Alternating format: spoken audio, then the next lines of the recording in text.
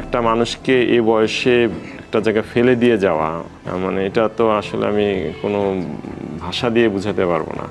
মানে আমার রাগ বলতে পারেন যে আমি ফেসবুকে দিতে পারতাম, কিন্তু আমি দিই নাই। যে যারা ফেলে দিয়ে গেছে তাদেরকে আমি কেন খুঁজবো, বরং আপনাদের খুঁজছি আমরা। তারও ছেলে মেয়ে আছে, তার দুইটা, যেটুকু বুঝতে পারছি আমরা এতদিনের ইয়েতে, যে দুইটা ছেলে আছে, একটা মেয়ে আছে, প্লাস এটার সাথে শাখা প্রশাখা আরও রিলেটিভ আছে। তো এত কিছু থাকার পরও শঙ্কর বাস স্ট্যান্ডের যে ফুটওভার ব্রিজটা আছে সেটার ধানমন্ডি কর্নারে ওনাকে আমি পড়ে থাকতে দেখি। তো এইভাবে কয়েকদিন আমি যখন আসা যাওয়া করি তখন রাত হোক দিনেও দেখতাম যে ওনাকে পড়ে আছে। পরবর্তীতে আমি ওখানকার যে দোকানদার বা আশেপাশে যারা আছে তাদেরকে জিজ্ঞাসা করি যে উনি কতদিন যাবত এখানে পড়ে আছেন। বলে যে মাসখানেকের উপরে। এরপরে আবার জিজ্ঞাসা করলেন তো এইভাবে থাকলে তো খাওয়া দাওয়া এগুলো কীভাবে? তখন ওনারা বললেন যে পাশে একটা হাসপাতাল আছে, সেখানে এক আয়া ওনাকে দেখাশোনা করে। পরবর্তীতে ওনার সাথে আমি যোগাযোগ করি, চাদর বালিশ এগুলো দেওয়া ছিল।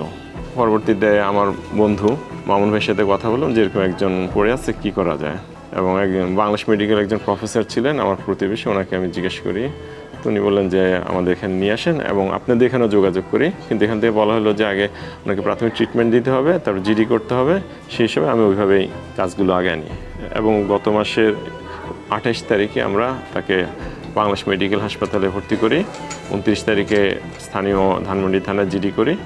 এই পর্যন্ত ওনার ট্রিটমেন্ট করা হয় বাংলাদেশ মেডিকেলে এবং আজকে তাদের সাথে যোগাযোগের মাধ্যমে এখানে নিয়ে আসলাম আমরা আর কি। বিভিন্ন জায়গায় আমি সার্চ দিয়েছিলাম, তো যেহেতু আপনারা বেশি ফ্যামিলিয়ার সেজন্য আপনাদের এখানেই আগে আমি নক করি আর কি। পার্সোনাল এক্সপিরিয়েন্স থেকে যেটা মানে অনুভূতি, সেটা হচ্ছে যে ওনার ব্যাপারে যতটুকু কোঅপারেশন করেছি ভাইদের সহ, তাতে মানুষ খুব অ্যাপ্রিসিয়েট করেছে। যদি অ্যাপ্রিসিয়েশনের জন্য এটা করা হয় নাই, তো আপনারা তো এরকম শত শত মানুষকে নিয়ে করতেছেন, সেটা তো মানে বলার অপেক্ষা রাখে না যেটা কত ভালো কাজ এবং কত মানে মহৎ কাজ। যেখানে বৃদ্ধ বয়সে সবচেয়ে বেশি মানে পরিবারের আঁচলে থাকার কথা, পরিবারের যত্নে থাকার কথা, সেখানে একটা মানুষকে যার একেবারে অসহায় অবস্থা, যে উঠতে পারে না, নিজে খেতে পারে, নিজের পার্সোনাল কাজগুলো করতে পারে না, তাকে ফেলে যায়। এবং তাদের ওই ধরনের মানুষকে আপনারা আবার এখানে আশ্রয় দিচ্ছেন, তাদের দেখাশোনা করতেছেন, এটা তো আসলে বলে শেষ করা যাবে না কত ভালো একটা প্রশংসনীয় কাজ আপনারা করতেছেন।